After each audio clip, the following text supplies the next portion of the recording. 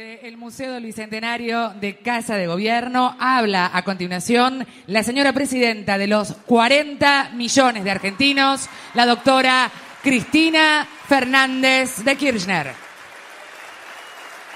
Y aquí estamos, como siempre, de pie para cumplir con la palabra empeñada y para llevar a cabo, como corresponde, a través del Parlamento de nuestro país, de lo que nosotros hemos presentado y creo que se ha internalizado también en la sociedad como la democratización de la justicia.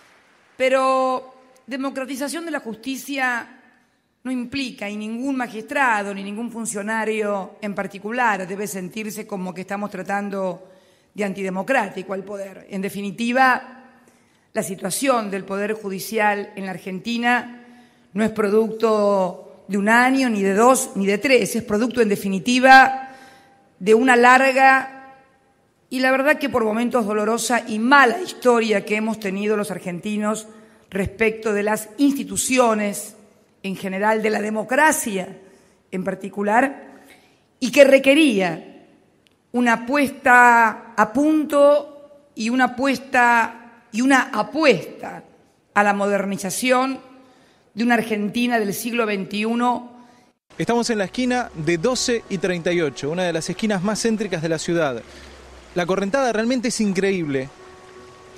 La lluvia, subieron las aguas, el panorama es desolador, es de una película realmente. Es muy difícil mantenerse en pie con la correntada tan intensa. Se pueden ver decenas de vehículos que se encuentran varados por la lluvia, por las aguas, toda clase de vehículos, algunos que tal vez se animaron a avanzar más allá de la presencia de las aguas. Allí vemos un transporte automotor La Plata, una obra en construcción justamente enfrente de esta esquina, que se encuentran completamente varados. Una situación además que se debe repetir en varios lugares, en varios trabajos. Y que requería una puesta a punto y una apuesta a la modernización de una Argentina del siglo XXI que exige una participación, que exige un conocimiento, que exige una democratización para dar mayor legitimidad también a uno de los tres poderes esenciales del Estado. Yo diría, tal vez, el más importante, porque es la última instancia donde se revisan todos los actos que pueden llevarse a cabo o en el Poder Ejecutivo o en el Poder Legislativo. La ley de regulación, por último, la ley de regulación, 6 puntos había hablado, la ley de regulación de medidas cautelares contra el Estado y sus entes descentralizados. La medida cautelar ha dado, casi en broma, casi en serio, origen a un nuevo derecho que por lo menos cuando yo era estudiante en la facultad no lo conocíamos, y que era el derecho cautelar. A través de una metodología de presentar medidas cautelares se interrumpe la aplicación de leyes, de decretos dictados por autoridades legítimamente elegidas por el pueblo a uno de los tres poderes esenciales del Estado. Yo diría, tal vez, el más importante, porque es la última instancia donde se revisan todos los actos que pueden llevarse a cabo o en el Poder Ejecutivo o en el Poder Legislativo.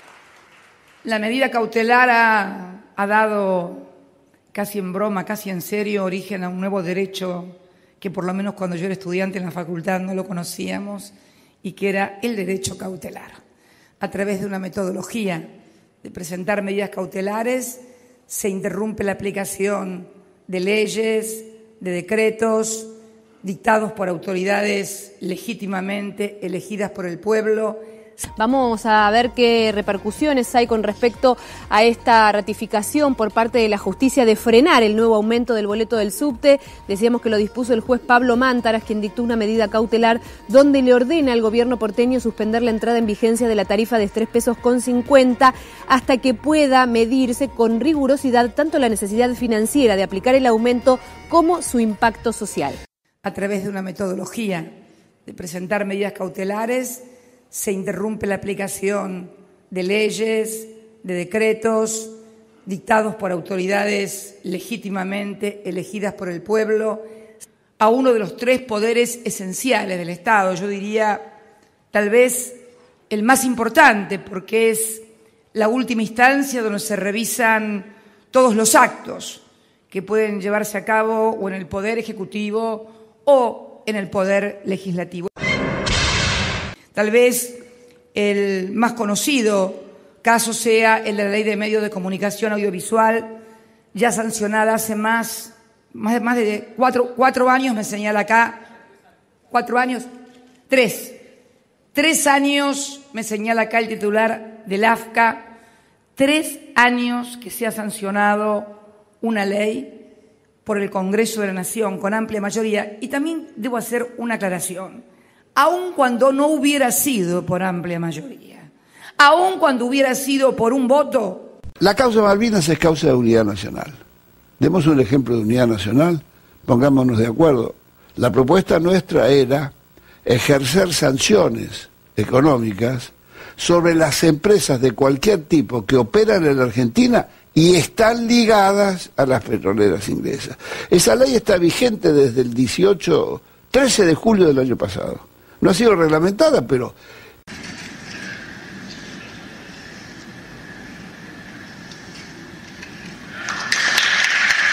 Afirmativos 170 votos, no hay votos negativos. La votación resulta afirmativa, se comunicará al Senado de la Nación.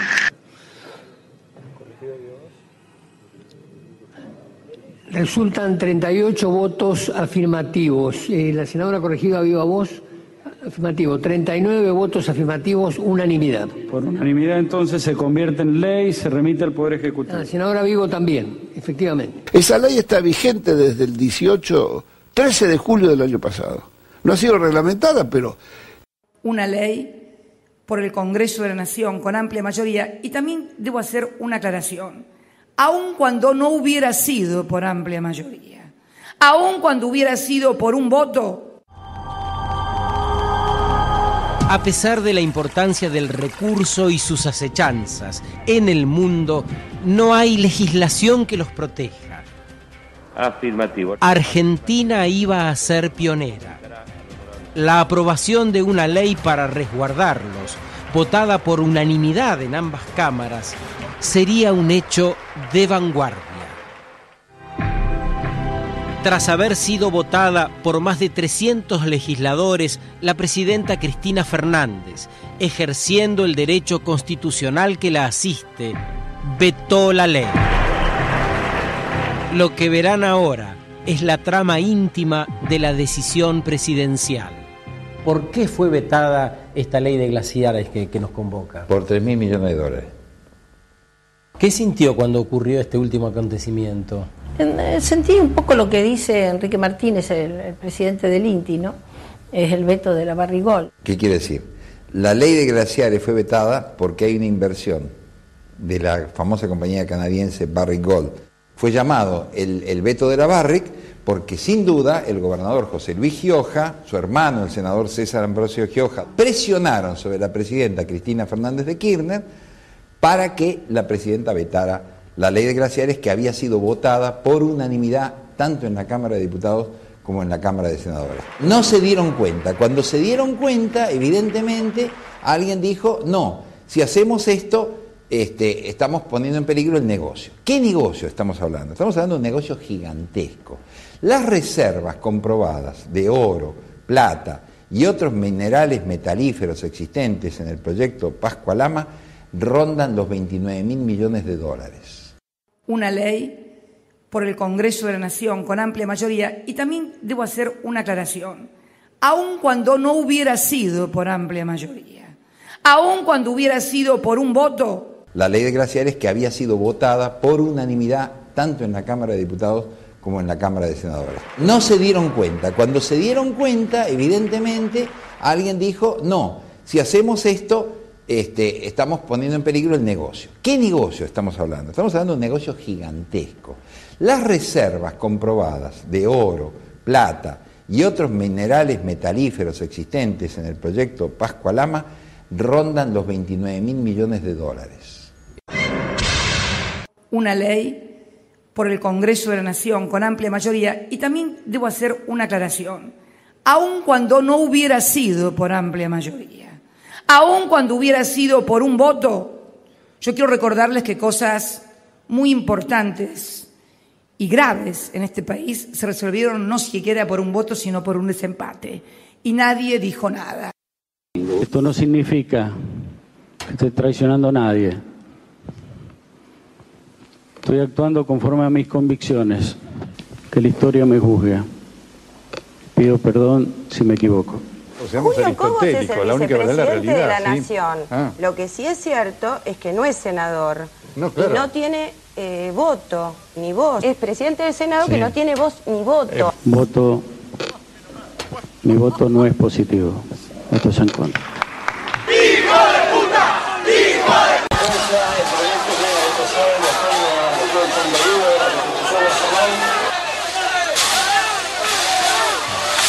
Yo quiero recordarles que cosas muy importantes y graves en este país se resolvieron no siquiera por un voto, sino por un desempate, y nadie dijo nada.